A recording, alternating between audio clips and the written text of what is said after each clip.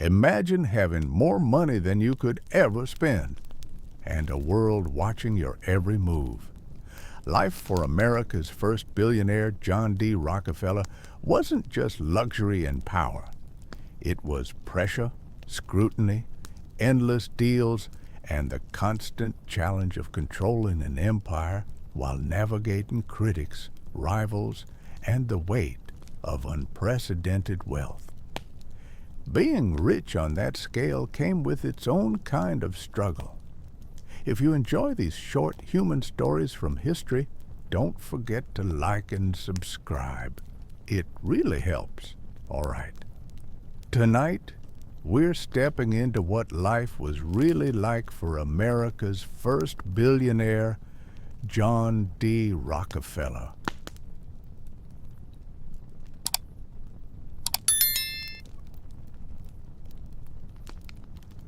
It's pre-dawn in upstate New York, 1845. The bitter cold seeps through the cracks in the wooden walls of the farmhouse. You're stirring awake on your corn husk mattress, the scratchy wool blanket barely keeping the chill at bay. Your body knows it's time to get up. Farm work waits for no one, not even a 6-year-old kid. The first thing that hits you is the hunger. Not the normal kind of hunger you might feel now lying in your comfortable bed.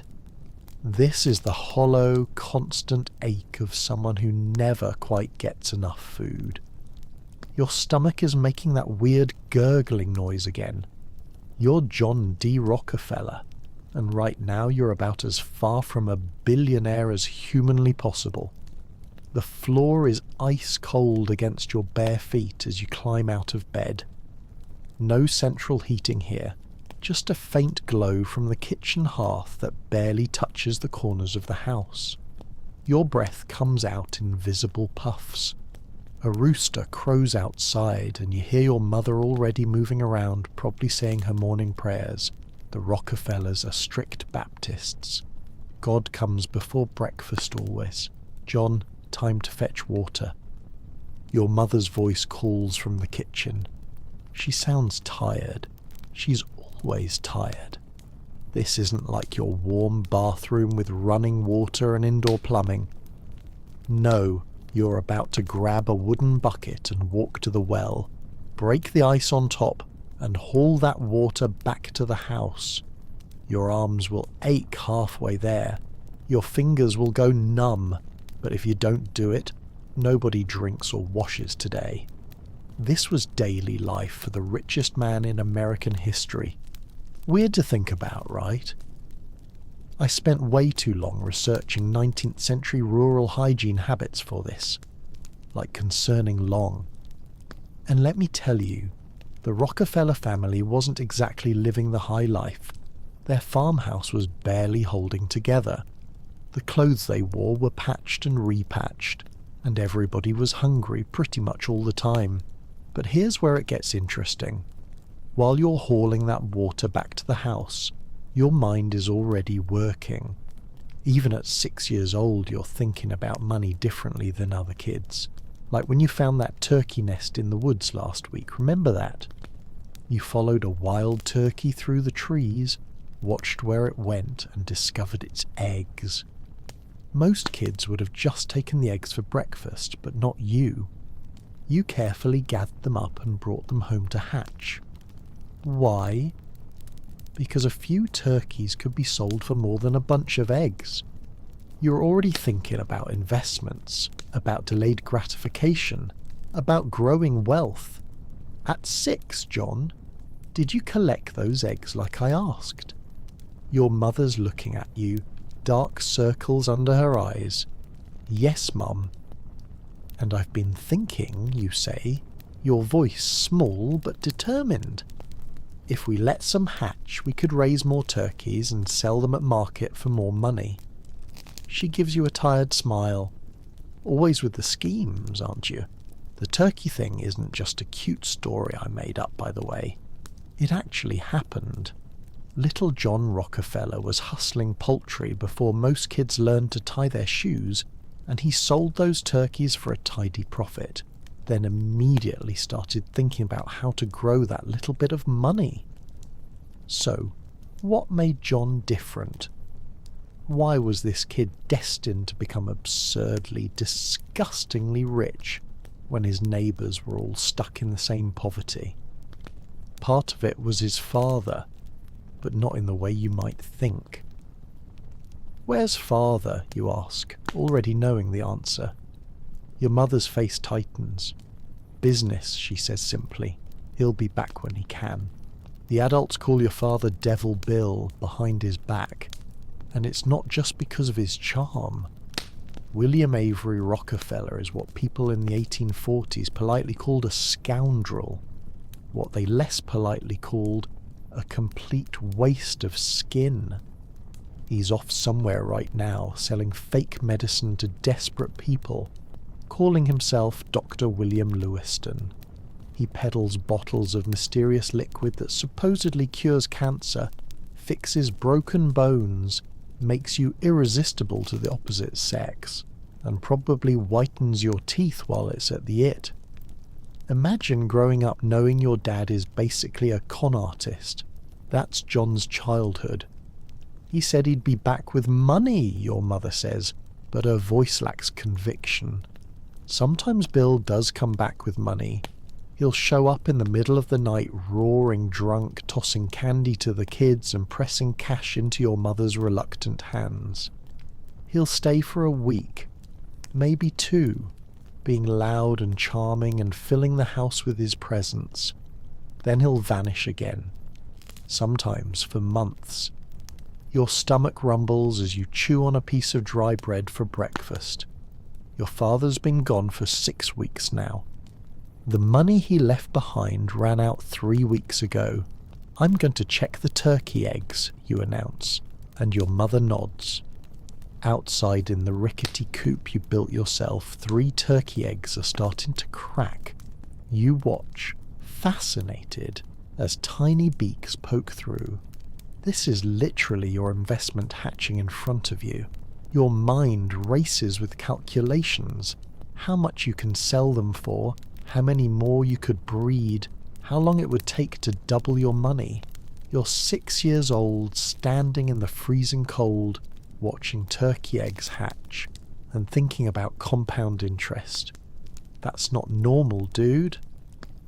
The weirdest part, while Bill is off being the worst, John develops an almost obsessive honesty.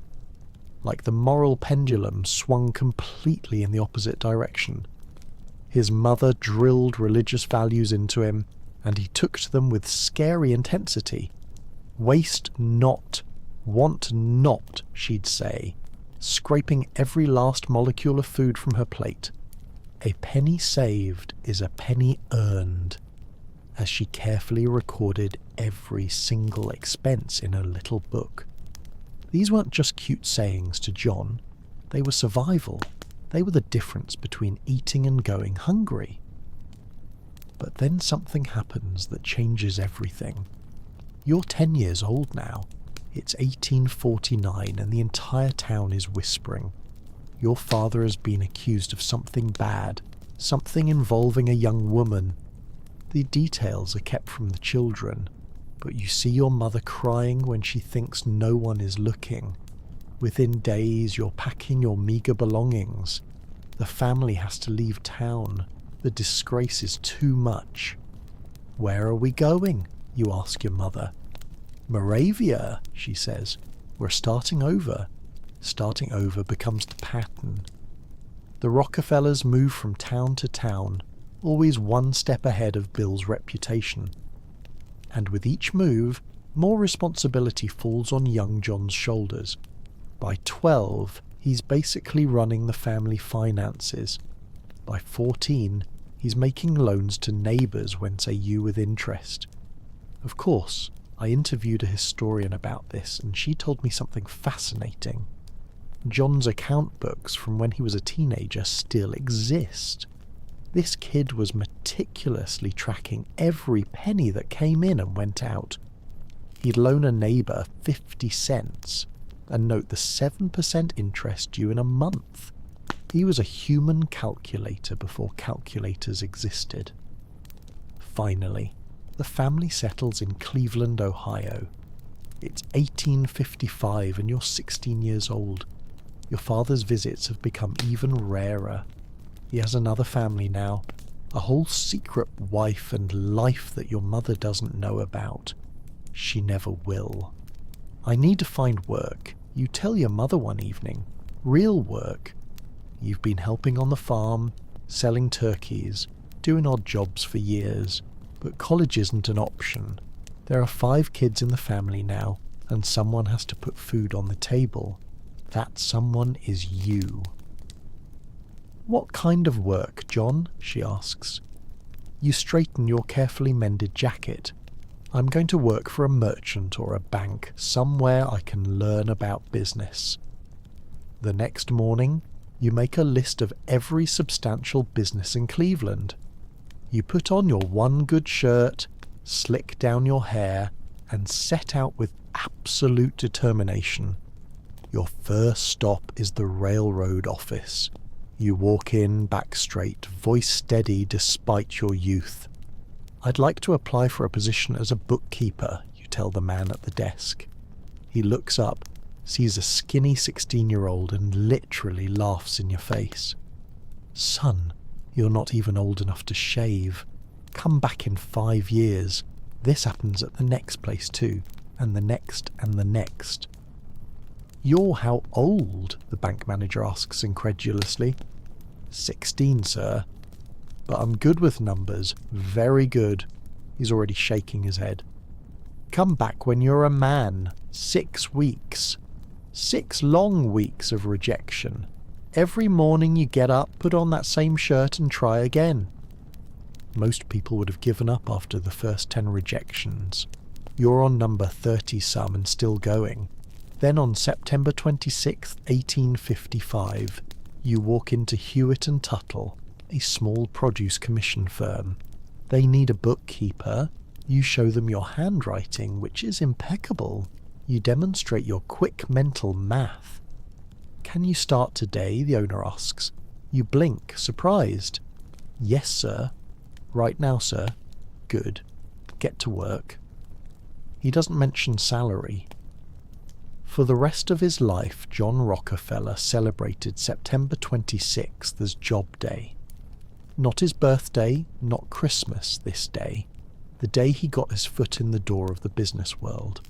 He considered it the most important day of his life. The work is grueling. You're at the office from 7 in the morning until often 9 or 10 at night. Your eyes burn from squinting at columns of numbers. Your fingers are permanently stained with ink. But you're learning. Every transaction, every negotiation, every business practice. You're absorbing it all like a sponge. One day, your boss comes in with a check for $4,000, a staggering sum in 1855. He puts it in the safe and leaves for lunch. You know the combination. When he's gone, you open the safe just to hold the check in your hands. You stare at it, mesmerized by what it represents. I am bound to be rich, you whisper to yourself. Bound to be rich. This becomes your daily mantra. Every morning before work you look in the mirror and repeat, I am bound to be rich. Not hoping, not wanting. Bound, like it's already decided, just waiting to happen. After 3 months, you finally get your first payment. $50 for 3 months' work. That's about 50 cents a day. But your bosses are impressed with your dedication. They raise your salary to $300 per year, roughly $11,000 in today's money. It's not much, but it's enough for independence, enough to help support your mother and siblings. And even with this tiny income, you immediately begin giving 10% to charity, something you'll continue doing for the rest of your life. I know it's weird to think of the ultimate capitalist robber baron as charitable, but there are actual church records showing John's donations from when he was making basically nothing. The guy was complicated. For 2 years, you work your fingers to the bone at Hewitt and Tuttle. You master every aspect of the business.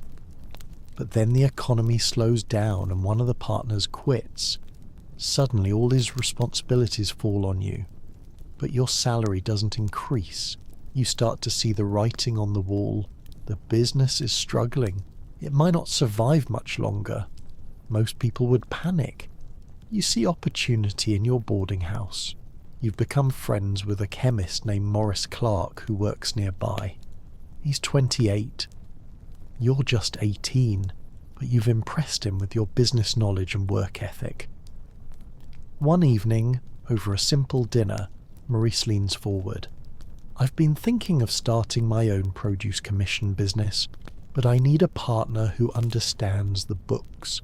You don't hesitate. I'm your man. You'd need to invest $2,000, Morris says. Can you raise it? $2,000 in 1857 was no small sum. About $70,000 today. You've been saving every penny, but it's nowhere near enough. I'll find a way, you say with absolute confidence, and somehow you do. You cobble together savings and loans. You approach people with such certainty that they can't help but believe in you. At 19 years old, you become co-owner of Clark & Rockefeller, a produce commission merchant, from farm boy to business owner in 3 years. The early days are brutal. You and Maurice work from dawn until midnight. You travel constantly, meeting with farmers and merchants, building connections. Your feet develop blisters on top of blisters. You sometimes sleep on sacks of grain when there's no time to go home. But the business grows and grows. Here's the crazy part. You guys need more capital to expand, so you come up with this absolutely wild strategy. You go around Cleveland publicly saying that Clark & Rockefeller is looking to invest $10,000 in something. You don't have anywhere near that money, but you create the impression of success. And it works. Banks suddenly want to lend to you. The successful-looking business gets the credit it needs to actually become successful. It's basically fake it till you make it. 1850s style. Then the Civil War breaks out. As a devout Baptist, you strongly oppose slavery. The Union cause matters to you, but you also have 6 mouths to feed at home. Your mother and siblings still rely on your income, so instead of enlisting yourself, you pay $300 for a substitute soldier. This was legal back then, and you even equip several more Union soldiers out of your own pocket. Meanwhile, the war creates an economic boom in the northern states. Cleveland becomes a strategic location for the Union. Food prices inflate dramatically. Your produce business quadruples almost overnight. By 1862, you and Morris clear a profit of $17,000, over $500,000 in today's money. Not bad for a 23-year-old who started with nothing. But something even bigger is about to land in your lap. One evening, a man named Samuel Andrews comes to your office. He's a young English chemist with an interesting proposition. Before electricity, people lit their homes with oil lamps. Traditionally, this oil came from whales, but whaling was expensive and difficult, and some whale species were being hunted to near extinction. But in 1859, people had discovered you could extract rock oil or petroleum by drilling into the ground, and it burned just as well as whale oil.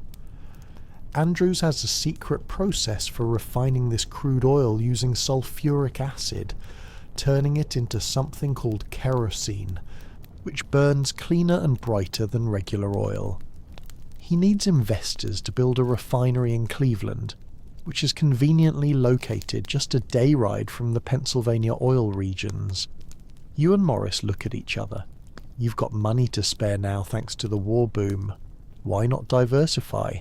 You lend Andrews $4,000 to set up his refinery. considering it a side venture while you continue with your produce business. But within a year, something unexpected happens. The oil refinery starts making more money than your main business. A lot more money. We need to talk, you tell Morris one day. Ledgers spread open before you both. Look at these numbers. The oil business is wildly profitable, but it's also unstable and risky. The supply fluctuates dramatically. Sometimes there's so much oil that prices crash to 10 cents a barrel. Other times, it seems like the oil fields are drying up and prices soar to $14. Many people think oil is just a temporary fad that will soon run out. But you see something different. You see the future. We should sell the produce business, you say. Go all in on oil. Morris stares at you like you've lost your mind. That's insane. The produce business is stable. Oil could be gone tomorrow. Oil isn't going anywhere, you say with that eerie certainty that's become your trademark. This is just the beginning. The argument goes back and forth for weeks. Finally, Morris agrees to switch to oil, but he's nervous. The volatility of the market keeps him up at night. And then in 1865, after a particularly rough patch in the oil business, Maurice reaches his breaking point. I want out, he tells you. Buy my share. The price he names is $72,500, about $135 million in today's money. It's a fortune, and to buy him out you'll need to go into significant debt. Everyone thinks you're crazy to take on this risk. The oil business is too unpredictable, too dangerous. You could lose everything. But that same day, news arrives from Pennsylvania. A massive new oil field has been discovered. The market is about to be flooded with crude oil. Most refiners see this as a disaster. Prices will crash again. You see it differently. You see opportunity where others see catastrophe. I'll buy your share, you tell Maurice, your voice steady despite the fear you're feeling inside. You're 26 years old. You've just gone all in on one of the riskiest industries in America. And now you need to find a way to crush your competition if you want to survive. The foundation of the world's greatest fortune was about to be laid, and it all started with that scared, hungry kid on a corn husk mattress. But how John Rockefeller went from ambitious young businessman to the most feared monopolist in American history, that's where things get really interesting.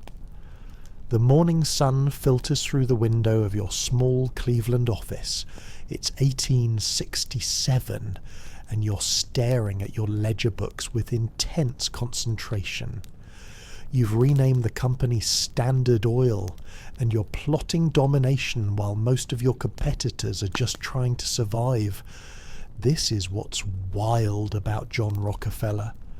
While everyone else saw the oil business as chaotic and unpredictable, he saw patterns, opportunity.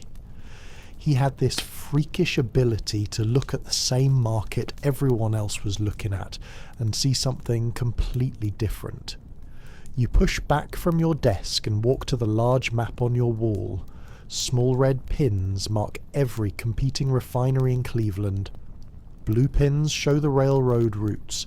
Green pins indicate your growing network of buyers and suppliers. To you, this isn't just a map, it's a battlefield. Mr. Rockefeller, your clerk, knocks softly. Mr. Flagler is here to see you, and this is where the story takes a turn. Henry Flagler enters your office and you immediately stand to greet him. He's about 10 years older than you, impeccably dressed and radiates confidence. But there's something else about him, a certain ruthlessness in his eyes that matches your own. John, he says with a firm handshake, I've been looking at your operation. Impressive for a young man. Thank you, you reply, gesturing for him to sit. But I have plans for much more. What most people don't realise is that Rockefeller didn't build his empire alone.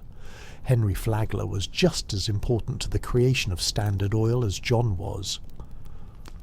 The two men were eerily similar, religious, disciplined, detail-oriented. But Flagler had one quality that would change everything. He approached business like it was war. The problem with this industry, Flagler says, leaning forward in his chair, is that there are too many players, too much competition. It drives prices down, makes the whole business unstable. You nod. Exactly my thinking. So what's the solution? Flagler asks, though his smile suggests he already knows your answer. Consolidation, you say without hesitation. One company large enough to control the market.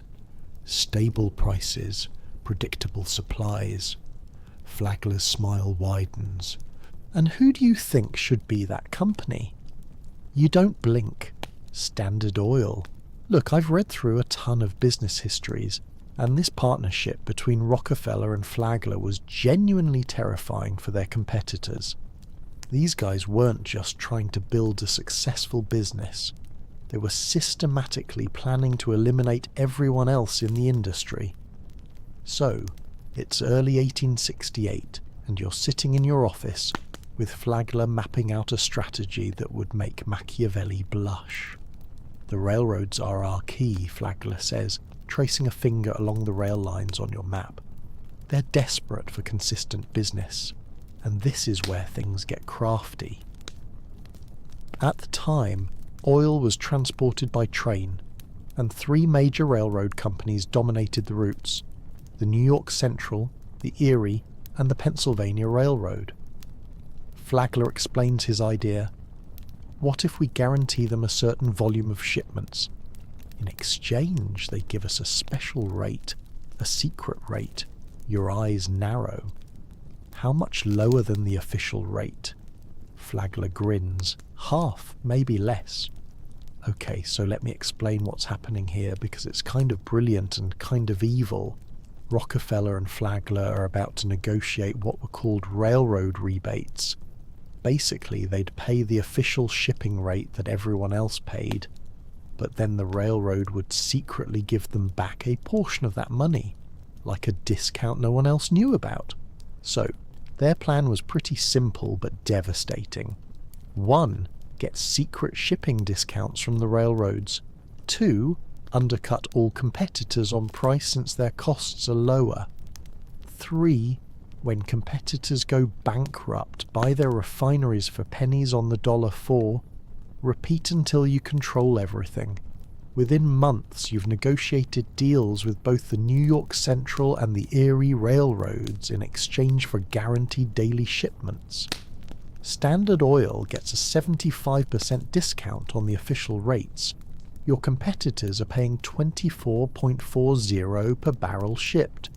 You're paying around $60. Of course, these deals are kept strictly secret. If your competitors knew they'd demand the same rates or complain to the government. The actual meeting with the railroad executives was something straight out of a movie. Picture this: a private room in Cleveland's most exclusive hotel. Cigar smoke hanging thick in the air.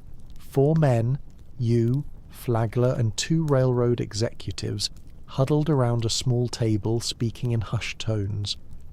Gentlemen, you say, your voice soft but commanding. Standard Oil can guarantee you 60 carloads of refined oil every day without fail. The railroad men exchange glances. That kind of consistent volume is unprecedented. In exchange, Flagler continues, we require special consideration on rates. One of the railroad men shifts uncomfortably. What you're suggesting isn't conventional. You lean forward, your eyes intense. Neither is what we're offering.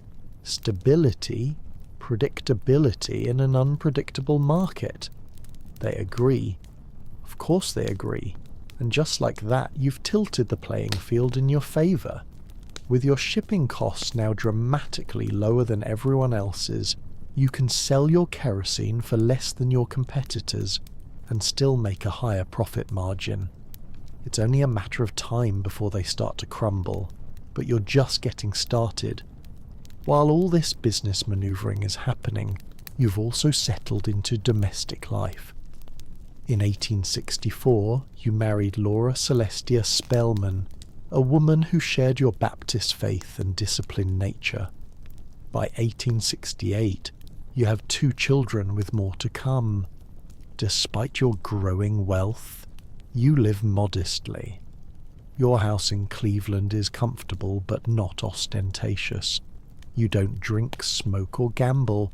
Your main indulgences are your church donations and the simple pleasure of playing with your children in the evenings. "Shouldn't we get a bigger house?" Laura asks one evening, as you're reviewing your account books at the dining table. "You could certainly afford it. You look up, considering what we have is sufficient. Better to reinvest the money where it can grow," she smiles slightly. "Always the businessman. Always." You agree. This is something that always gets me about Rockefeller. The guy was becoming insanely wealthy. But he lived like a middle-class minister. No flash, no extravagance. Every penny was accounted for, every expenditure questioned. He was building an empire with the discipline of a monk.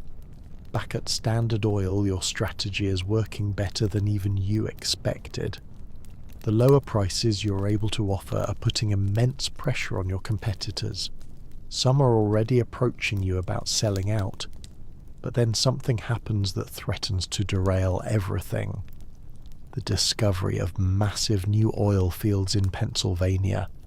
Suddenly there's so much crude oil on the market that prices collapse. Oil that was selling for $4 a barrel now goes for $240, and many predict it will fall even further. Your competitors are panicking. Nearly 90% of oil refiners are losing money. You and Flagler, however, see this as the perfect storm. A chance to consolidate the industry even faster than you'd planned. Most of these refineries are operating at a loss. Flagler points out, reviewing the industry reports. They're desperate, which makes them cheap to acquire. You finish his thought. One evening in late 1871, you're working late at your office. The lamp casts long shadows. As you methodically update your ledger, there's a knock at the door. It's Tom Scott, president of the Pennsylvania Railroad, the one major railroad you don't have a deal with. "Mr. Rockefeller," he says, removing his hat, "I believe we have mutual interests to discuss." Scott proposes something even more ambitious than your previous railroad deals, a secret alliance between the largest railroads and a select group of the largest refiners with Standard Oil at the center.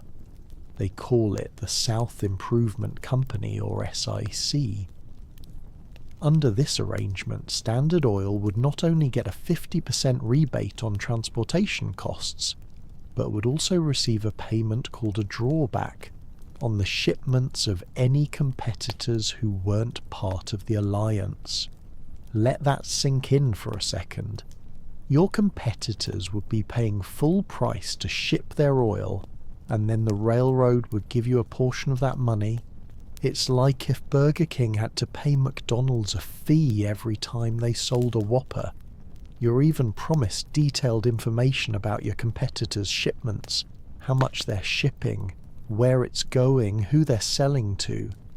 This is no longer just business. This is warfare. The South Improvement Company deal would effectively give you a stranglehold on the entire industry. Anyone outside the alliance would be squeezed to death by the higher shipping rates and the invisible tax they were paying to you.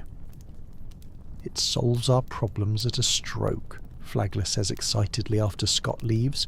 "The entire industry stabilized under our control." You nod slowly. It's perfect. Too perfect, perhaps. Your caution was justified. By early 1872, rumors of the alliance begin to spread. When people read in the newspapers that shipping rates for the 3 most important railroads had doubled overnight, They knew exactly who to blame. The backlash is immediate and fierce. Thousands take to the streets in protest. Oil producers in the Pennsylvania oil regions organize a boycott of any refinery suspected of being part of the South Improvement Company without a supply of crude oil. Your refineries are useless. After just 2 months, the South Improvement Company is disbanded, a public relations disaster. But here's the thing. Even though the SIC failed, the mere rumour of its existence created a panic in the industry. Everyone assumes Standard Oil still has secret deals with the railroads, whether true or not, and you decide to use that fear to your advantage. In a period of just 6 weeks, known later as the Cleveland Massacre, you approach 22 of the 26 oil refining companies in Cleveland and give them an ultimatum: sell to Standard Oil or be crushed. You walk into each competitor's office with the same offer. Standard Oil will buy them out, paying not in cash, but in Standard Oil stock. The alternative is to face standards, lower prices, superior technology, and perceived railroad advantages. Mr. Rockefeller is here to see you, the secretary announces, and the refinery owner's face goes pale. You enter, hat in hand, the picture of politeness. Good afternoon. I think you know why I'm here. The refiner owner, a man named Reynolds, who you've known for years, gestures to a chair. John, let's not dance around it. You're buying everyone up. Consolidation is the future, you say calmly. This industry can't survive with dozens of small refineries undercutting each other. Reynolds laughs bitterly. So instead, one big refinery will undercut us all until we're gone. You open your briefcase and remove some papers. I'm prepared to offer you $45,000 for your refinery, paid in Standard Oil stock. Reynolds' eyes widen. His refinery is worth at least $150,000. That's robbery. That's the future. You correct him. Your refinery is losing money every day. How long can you keep operating at a loss? 6 months? A year? And what will your refinery be worth then? You slide the papers across his desk. Standard Oil stock, on the other hand, will only increase in value as we grow. Reynolds stares at the papers for a long moment. And if I refuse, your expression doesn't change. Then we wish you the best of luck competing in the new market. We don't know exactly what went down in these meetings, but we do know the results. Within those 6 weeks, 22 out of the 26 refineries in Cleveland sold to Standard Oil, most for a fraction of their actual value. Whenever anyone sold out, you gave them only 2 options: sign a contract prohibiting them from ever re-entering the oil business, or join Standard Oil as an employee or partner. Many chose to join, which meant you now had the brightest minds in the industry working for you instead of against you. By mid-1872, you'd achieved something unprecedented. Standard Oil now controlled 85% of Cleveland's oil refining capacity. You'd gone from 1 refinery to 22 in less than 3 months. The funniest part about all this, John was only 33 years old. 33. While most guys his age were still figuring out what to do with their lives, he had already built the foundation of one of the greatest business empires in history. But just as you're consolidating, your Cleveland dominance disaster strikes on September 18th, 1873, a financial panic hits Wall Street. The stock market collapses. Banks fail across the country.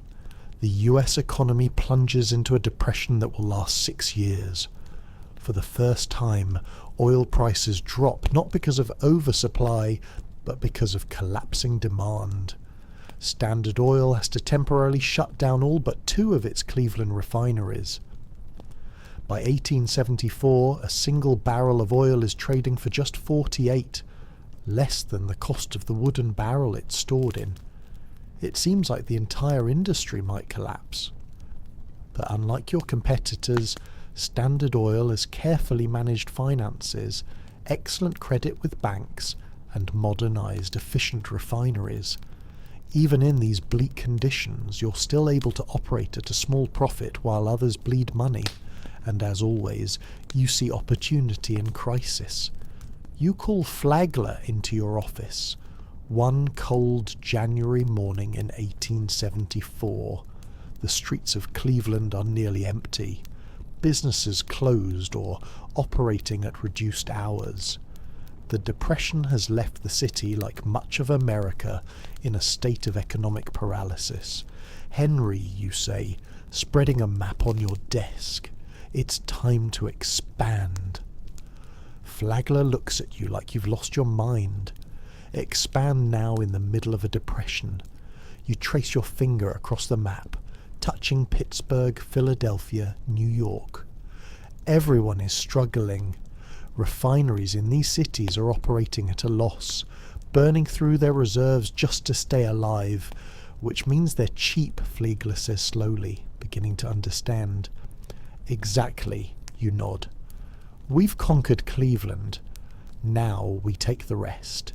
And that's exactly what you do. You initiate a nationwide buyout campaign. And whenever anyone is reluctant to sell, you resort to the same indirect tactics that worked in Cleveland. You buy up all the available barrels so competitors can't package their oil. You reserve all available railroad capacity so they can't ship their product. You use your railroad connections to get their shipping rates raised to ruinous levels. Then, when they're on the verge of bankruptcy, you swoop in with an offer to save them by buying them out at a steep discount, of course. Picture this scene: a small refinery owner in Pittsburgh sitting in his cold office.